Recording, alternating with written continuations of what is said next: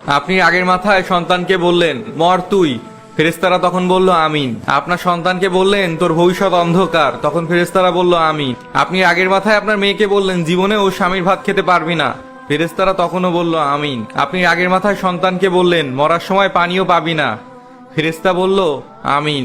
আগের মাথায় আপনি আপনার মেয়েকে বললেন তোর স্বামী তোকে একদিন ছেড়ে যাবে, ফেরেশতারা বলল আমিন। আচ্ছা, আপনি তো সেই মানুষ তাই না, যে নিজের জীবনের থেকেও বেশি তার সন্তানকে ভালোবাসে? আপনি তো সেই মানুষ তাই না, যার থেকে বেশি আন্তরিক দোয়া আর কেউ করতে পারবে না? আপনি কি জানেন ফেরেশতারা প্রতিটা কথার পরে আমিন বলেন? আপনি কি জানেন মা বাবার আগের মাথায় বলা প্রতিটা কথা আল্লাহর দরবারে কবুল হয়?